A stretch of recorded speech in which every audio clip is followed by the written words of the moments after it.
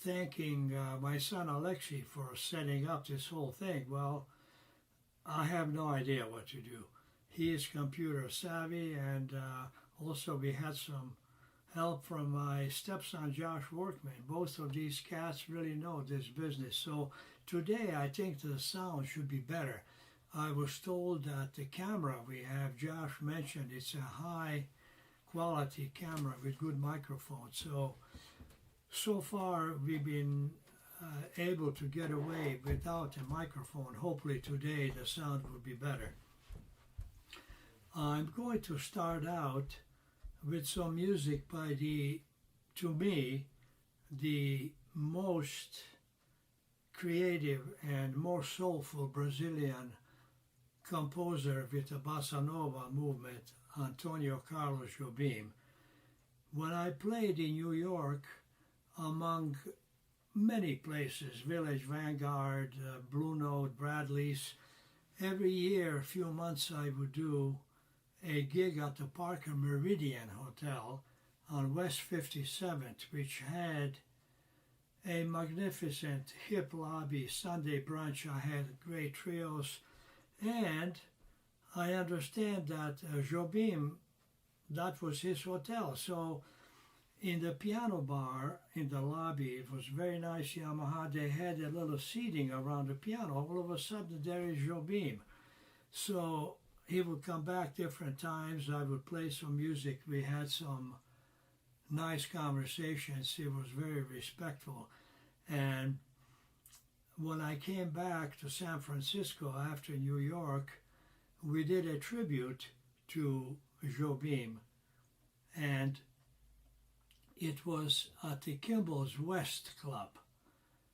And the fine writer, Jeff Callis, very fine writer, he and I go back almost 40 years. He did a whole week. We did a whole week, and we featured great musicians doing the music of Jobim. So thank you, Jeff. I hope you're checking this out. In the meantime, this piece, How Insensitive, is based on one of Chopin's works. I'm not sure if it's a minor march or etude. It's called How Insensitive.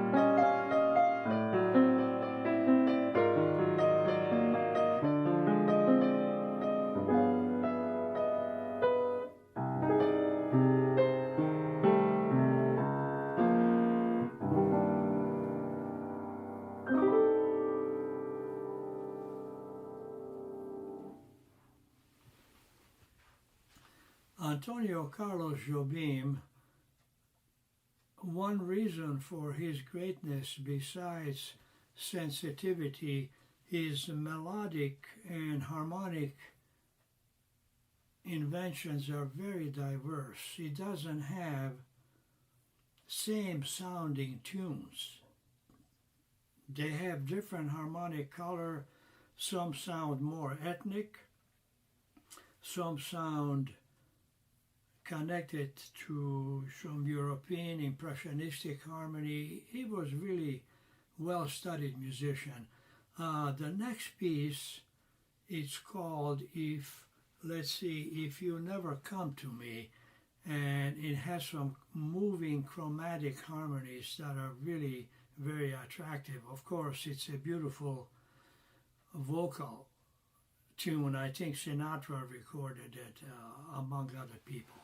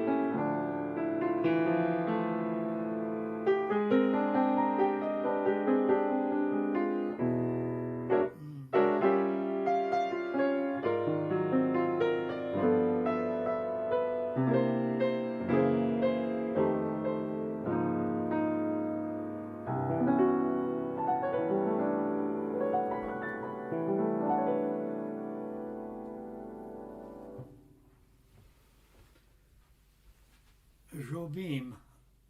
Today I will do some music from John Coltrane, also a pianist who was totally original, Mal Waldron, who I had the pleasure of hanging with for over a year in Munich. And I'll tell you some interesting happenings. Mal Waldron's perhaps biggest hit was Soul Eyes, which John Coltrane recorded, a very beautiful melody. And Mal did, you know, of the German company ECM Records, the producer Manfred Eicher. His first record was with Mal Waldron, and the rhythm section was the one we had at the Domizil in Munich. Wonderful Swiss bass player Isla Eckinger and Clarence Beckton, who came from the West Coast to join us on drums. He and I played with Jon Hendricks. So the album was called Free at Last, and Mal played some what he called free jazz, but not anarchy, organized stuff that was creative and loose. So here is Mal's Soul Eyes, which was recorded on another album.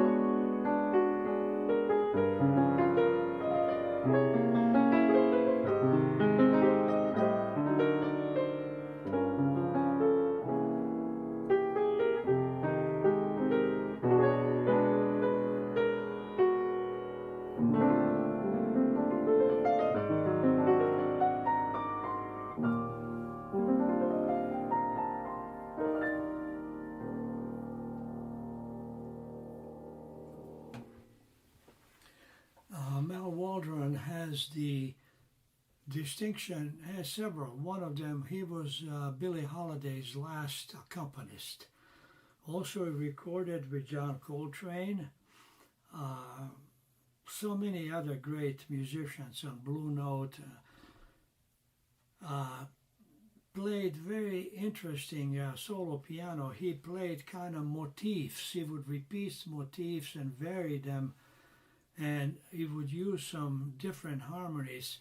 His album, I suggest you check on ECM, called Free at Last, and maybe that's one of the only few swinging albums on ECM, because from what I understand, the owner didn't care for so-called, what you can call the true jazz that has a blues gospel feeling. He recorded many musicians who played everything but that. He played more of a European sound, but this one is a hard swinging and creative album, Free at Last.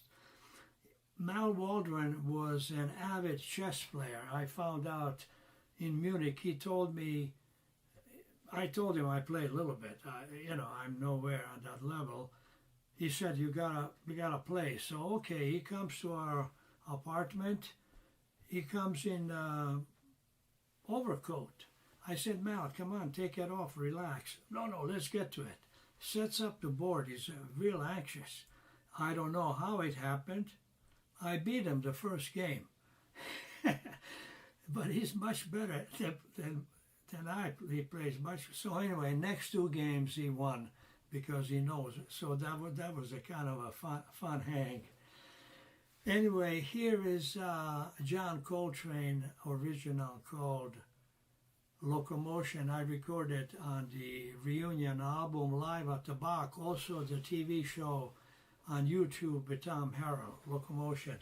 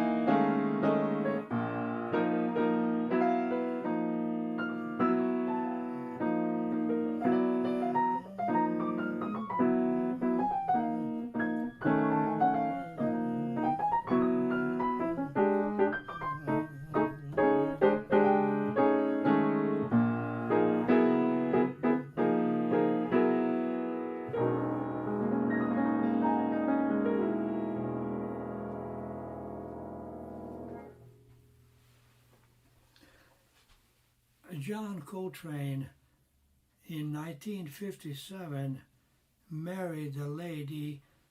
Her first name was Juanita, I don't remember the last name, and she was Naima. And he wrote a beautiful ballad, Naima. I recorded that also with John Hendricks on John's LP for Arista Records. It's called Tell Me the Truth. And the post-bebop harmonies of Kind of Blue and John Coltrane, McCoy Tyner, Bill Evans, Herbie Hancock, Chick Corea were going into more modern European classical music, and they get a kind of a fresh sound. This is Naima.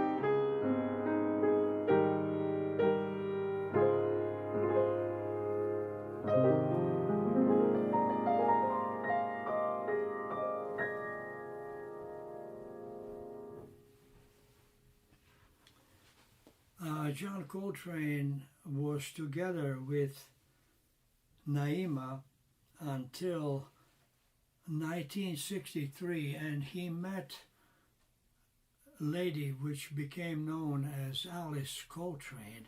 She was originally from Detroit. The other great woman pianist from Detroit was Terry Pollard, the bebop pianist, and Alice Coltrane, later Alice MacLeod in Detroit, was influenced, of course, by Barry Harris. He taught everybody. She played in the Bud Powell style. She was in the Terry Gibbs Quartet after Terry Pollard.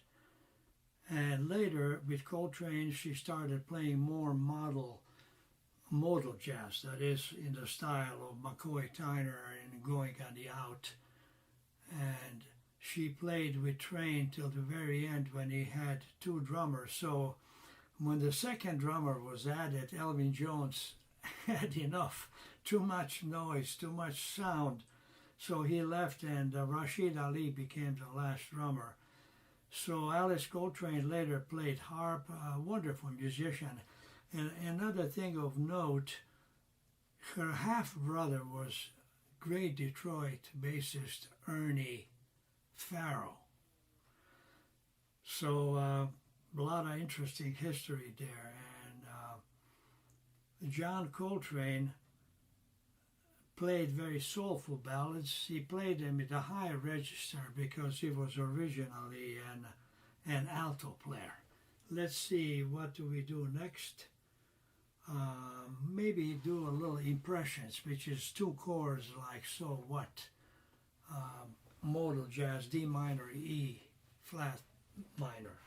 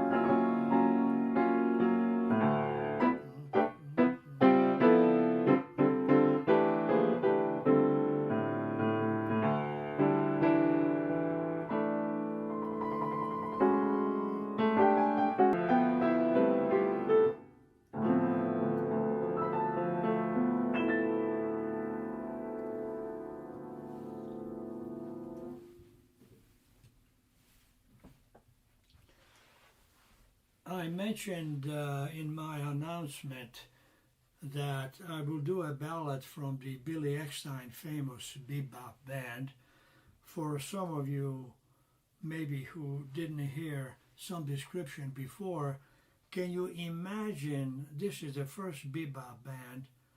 In the saxophone section at one time you have Charlie Parker, Dexter Gordon, Gene Ammons, Sonny Stitt. Unbelievable. The trumpet section, Dizzy Gillespie, Miles Davis.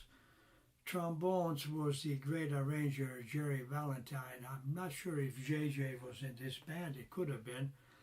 And this band had great bebop lines that Dizzy Gillespie incorporated into his band. But this ballad called I'll Wait and Pray, check this recording on YouTube by John Coltrane with Wynton Kelly on piano. The harmonies move in a different ways and resolve in a different places, but somehow it all fits together. Very modern, hip bebop ballad, I'll Wait and Pray.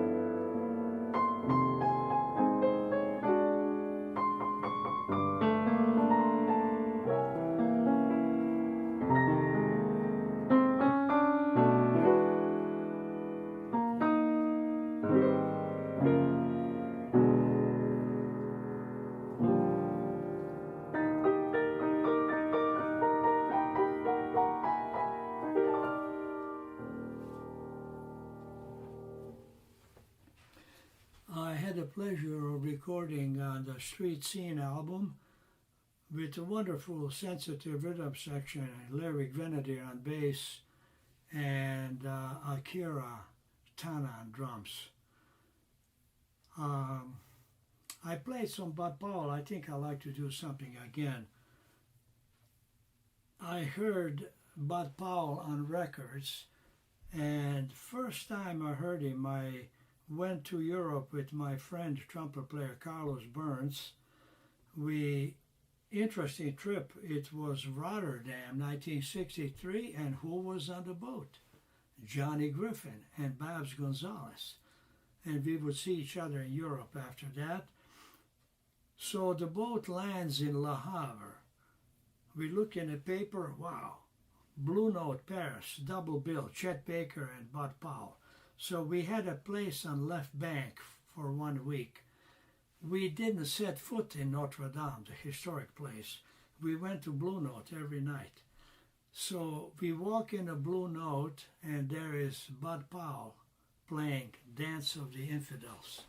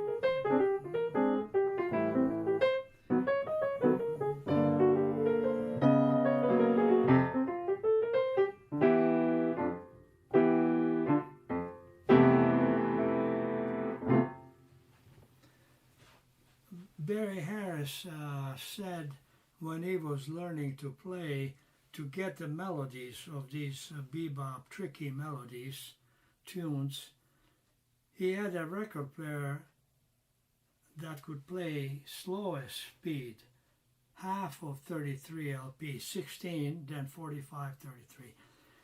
I happen to have that record player now. I had it in high school, so I learned this tune by slowing it down. It would be a half tempo but half octave lower.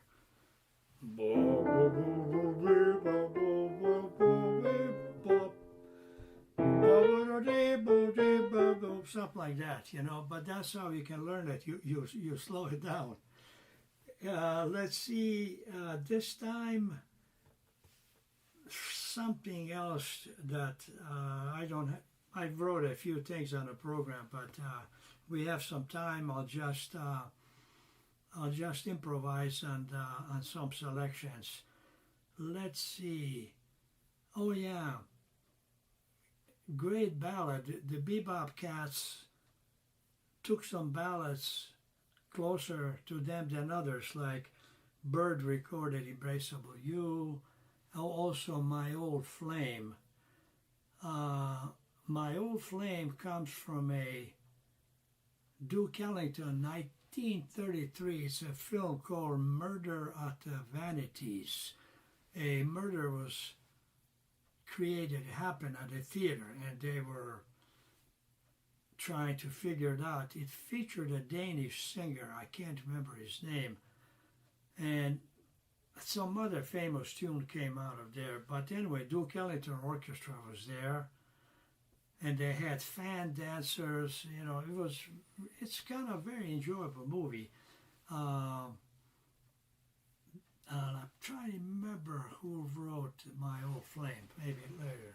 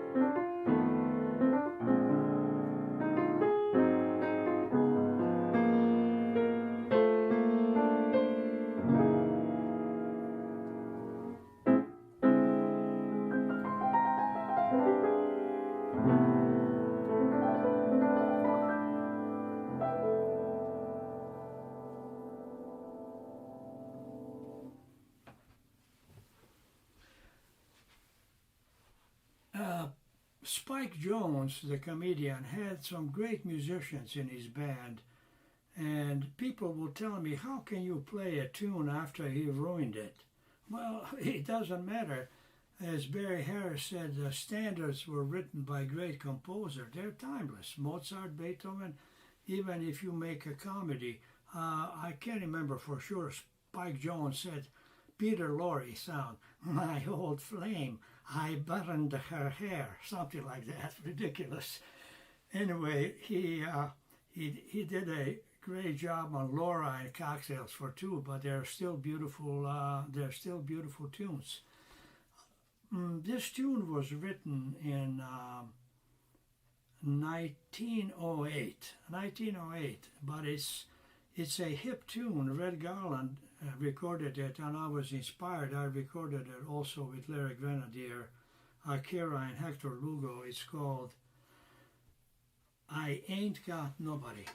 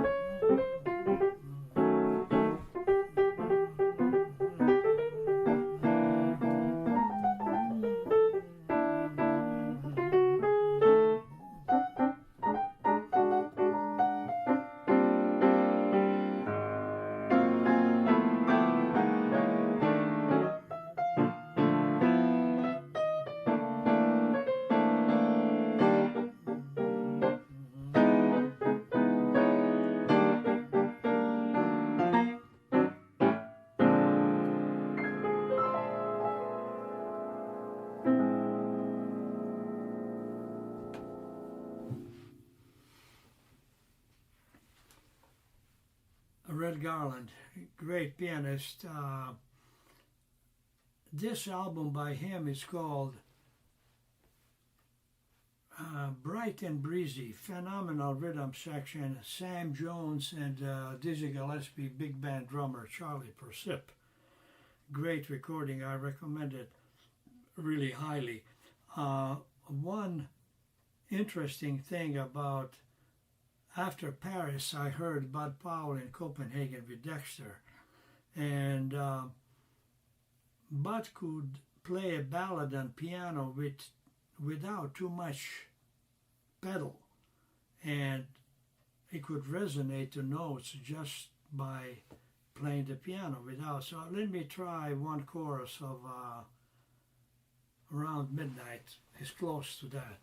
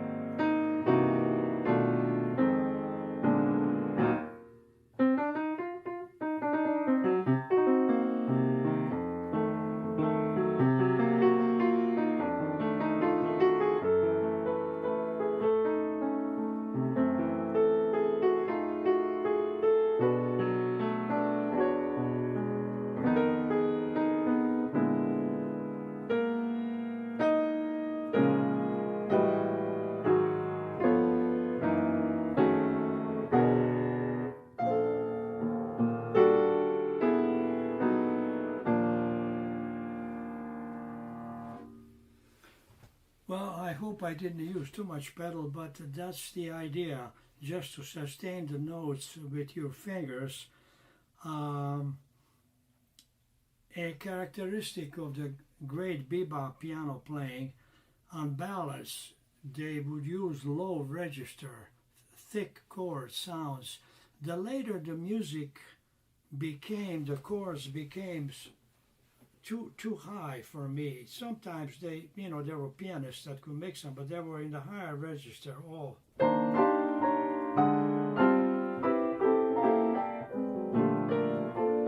but the low resonant chords.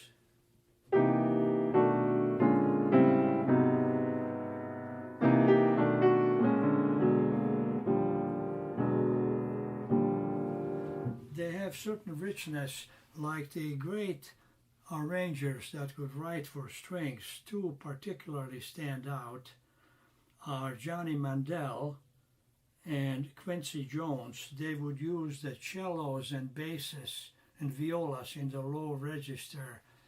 Beautiful, warm, thick sound, but really, really rich. Well, I guess maybe a couple more tunes. Let me have a sip of water. 1 second.